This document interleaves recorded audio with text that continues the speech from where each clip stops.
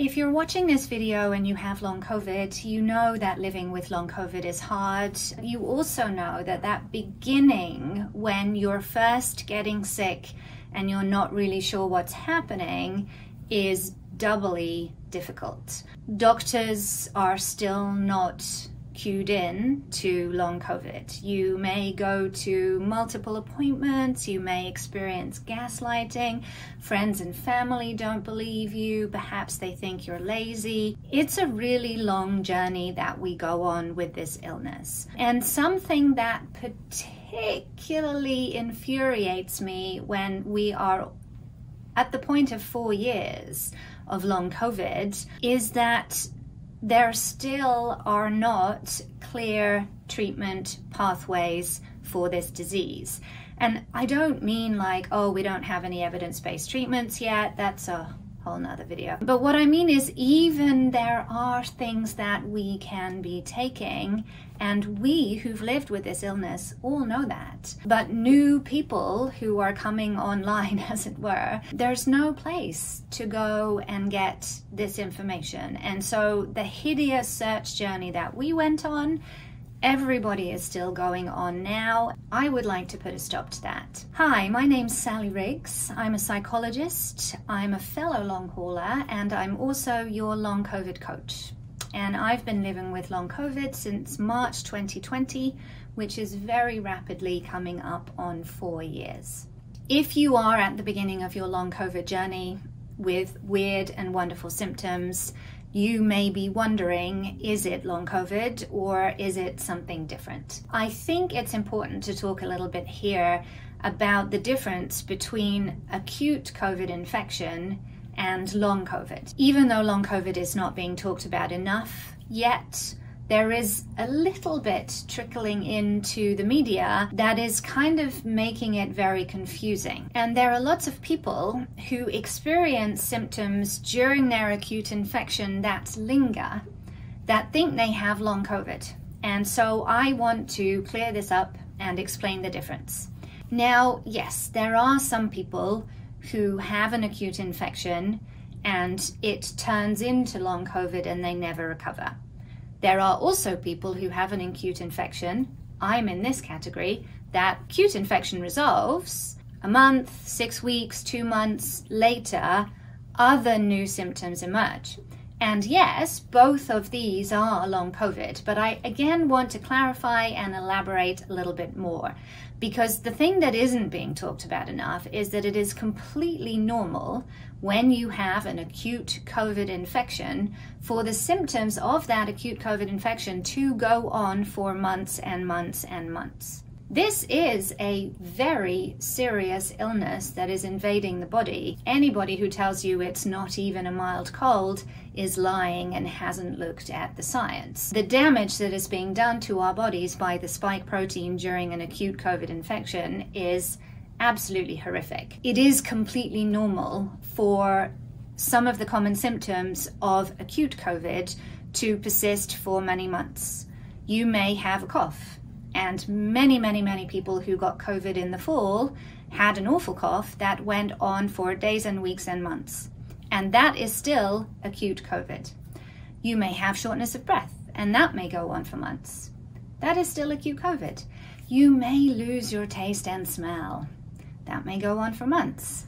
That is still acute COVID. Most people with these lingering symptoms are still working, living their best life, doing almost everything, if not everything, that they were doing before, and that is not acute COVID. In the first year of COVID, 2020, I had a couple of friends who are also clinicians here in New York, one psychologist, one psychiatrist.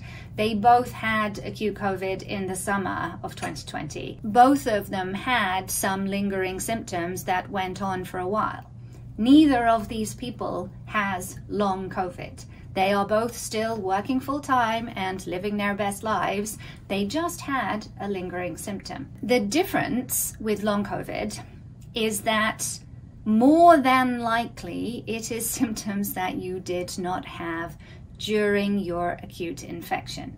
Even though it is caused by the same spike protein, these are really two quite different illnesses.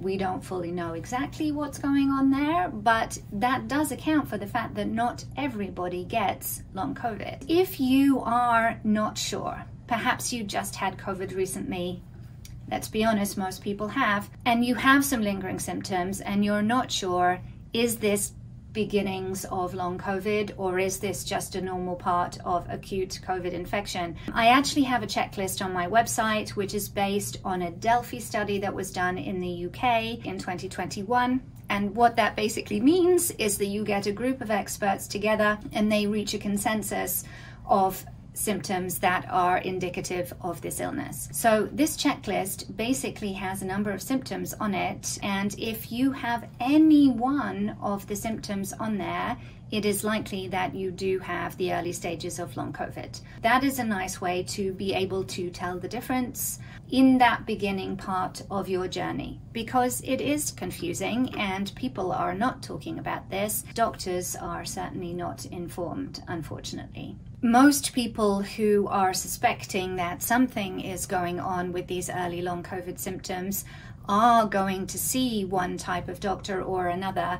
Although experiences may vary from country to country, usually the outcome, unfortunately, is the same. If you're in the US and you see your PCP, probably they won't really know anything about it. They may not even do any tests, and they'll just tell you that you're fine. If you have an awful lot of financial means, you might wind up seeing many doctors who do lots and lots of tests. And you may even get given random unrelated diagnoses, but probably nobody is thinking holistically and connecting the dots and calling it long COVID, which it more than likely is. If you're in the UK, you might see your GP and they might think that you have long COVID and be very empathic and supportive, but there is literally nothing they are permitted to do. Even if you are incredibly lucky and you do hit upon a doctor who knows about long COVID, the chances are they won't give you a clear treatment protocol. And much to our frustration, when I say our, I mean all of us in the long COVID community who have been sick for years, even though we have clear treatment pathways for acute COVID now, we don't have the same for long COVID, and the illnesses have been around for literally the same amount of time. So I want to share with you, based on science and research, what we do know of a basic protocol that can help your symptoms and really should be recommended to anybody who is suspected of having long COVID. Obviously, please do check in with your physician. There may be medications that you are on that may interact with things, so this is not me giving you medical advice, but these medications, a lot of them are available over the counter, and with support from your medical team, can very easily be put together as a treatment protocol. The first one I want to talk about, and this is sort of a category of medications, are antihistamines. The first antihistamine, which most of us actually think of as a heartburn medication, is famotidine, which is known in the US under the brand name Pepcid.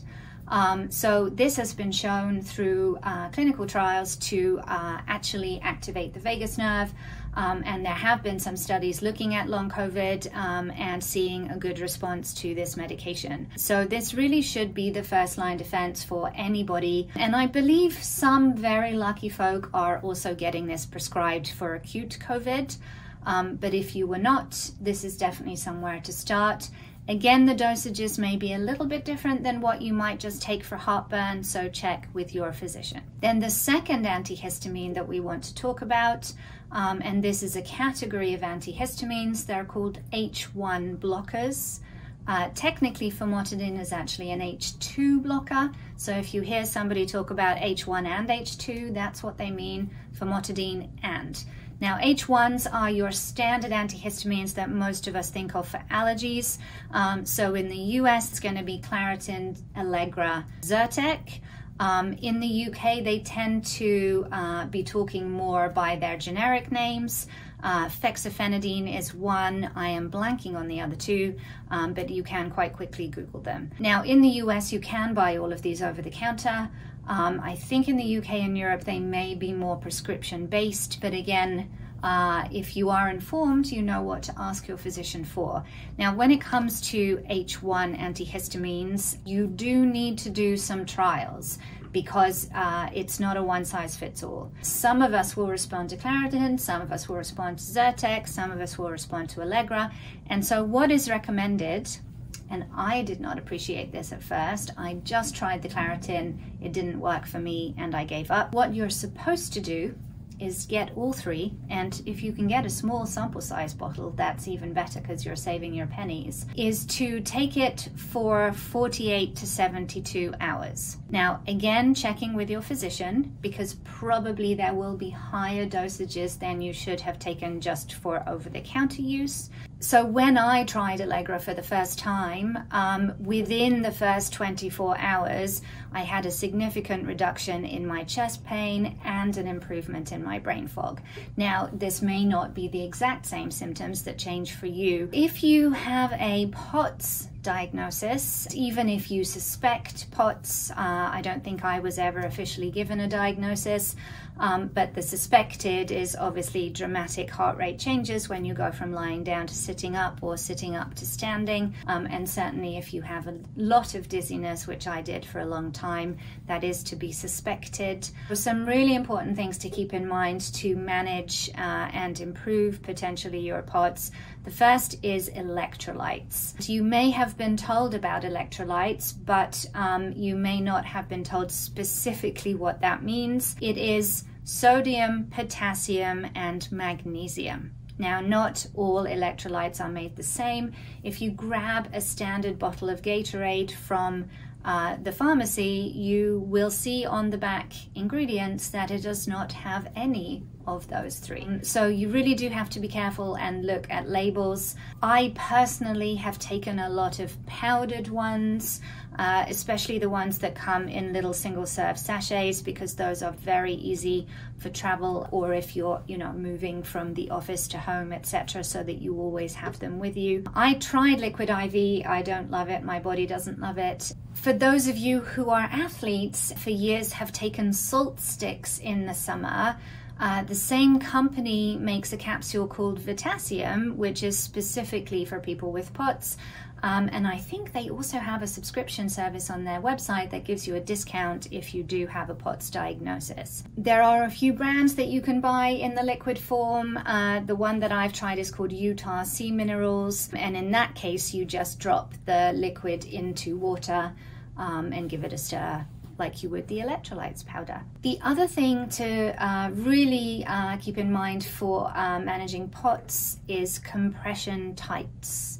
One of the biggest issues with POTS is that we get blood pooling in our lower extremities, and if you're wearing compression tights, that does help the blood move around without your heart having to beat faster to make it do that. If you're an athlete, you may well have compression tights that you have worn for recovery or on the plane, traveling to and from races. Those are a great place to start. If you want some slightly more powerful ones, you can order them off of Amazon. There are hundreds of options, usually designed for older women, so they're not particularly nice looking, but if you are working on Zoom, nobody is going to see them, and they are all very affordable, kind of $10 type of a thing. The most important thing to know is that it does need to be tight, so the compression does have to come as high as possible, especially over your stomach area. If you're just wearing the knee-high socks, that isn't really going to do anything for you. It does need to be the tights. And of course, if you live in a country where it's hot right now, that is going to be tough if you don't have air conditioning. If you do have air conditioning, please just wear them and crank the air conditioning up. Obviously, if you're somewhere cool, it can just be a part of your thermals and nobody might even know that you're wearing them. The next most important thing to know as part of an early treatment protocol is that if you are doing any kind of exercise whatsoever, please stop now. We have lived experience that continuing to exercise as we lived with long COVID very much made our illness worse. I was continuing to train for a 50K, and by the end of the year I was no longer able to walk. So you need to be very mindful of the role that exercise can play in long COVID and how it can rapidly deteriorate your illness in a way that is very uncomfortable. There are a number of research papers that came out in the last month looking at the role of exercise in long COVID, and it is a very scary picture. There was one study that showed people who were using stationary bike to the point of aerobic activity caused significant damage to their muscles. Other papers and research looking at the mechanism around why we can't exercise, and it's very clear that the oxygen exchange is broken, that the mitochondria are involved and not working correctly. These are very legitimate reasons why we cannot exercise. It is not deconditioning. Please, God, do not believe anybody who tells you it is deconditioning. You are not being lazy. So please, if you want any chance of a career in future, whatever that might look like in terms of your sport, please stop now. Unfortunately, those of us who were in the first wave did not get this message, and there are countless examples of professional athletes who tried to return to their sport and have now been forced into retirement. There are American football players, Justin Foster, British Olympians, Una Cousins, soccer or football player in the UK, Finley McNabb. These are just some examples. If you go on Google, there are countless others. You may even know of professional athletes that you follow who have dealt with long COVID, all of whom, to my knowledge, are now no longer in their sport. And that is a great sadness. I also know from personal examples, there is a long COVID Facebook group for people who are athletes. And sadly, we see time and again, there is such a strong drive from people to try and get back to their sport. People post their progress reports and very often will share details of, I made it, I ran a race, I got back to this, I did that. Several months later, you will see them post again, oh my goodness, I didn't know I could get so much worse. I've reached a new bottom. This is absolutely awful. Please, please, please stop whatever it is that you're doing. And also, if you are further on in your recovery, do not rush back to your sport. There are professionals like course coaches who can help you with that, but it has to be very slow and very careful and very intentional. There is a medication which has been quite researched and used for a long time now in ME/CFS, and that is low-dose naltrexone. I personally have used it. It was enormously beneficial to me. And you have to find a physician who will prescribe it to you in a very low dose to start, and you have to increase very slowly. I started at 0.5. I think I was on that for a couple of months before I went up to 1. Even now I am still only at 3.5. Some people are on 4 or 4.5, but do not let your physician start you at that dose. It could be very uncomfortable, and some people even start lower than 0.5. This is primarily a compounded medication because the prescribed version is available in much higher doses for a totally different diagnosis. So you will need to find a physician who can write scripts for compounding and knows of a pharmacy that can fill those. Taken all together, this very simple protocol has the potential to dramatically improve your symptoms. It did so for me. It wasn't the whole picture, but it certainly got me a long way from my very sickest to the beginning of my nervous system work. And it never ceases to amaze me that people are getting long COVID now and are not being told about these treatments. So if that is you, please reach out to your physician and ask about them. It can make a major difference to your recovery. Unfortunately for all of us, the long COVID journey is not an easy one, and I can promise it will be exactly the same for you as well.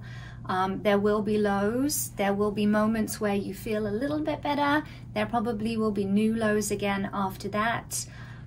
Even if you are getting all these medical interventions, it is a long road. If you would like some more support, please take a look at the description box and click on the links down there. I hope you have a tolerable week, and I hope I will see you again soon.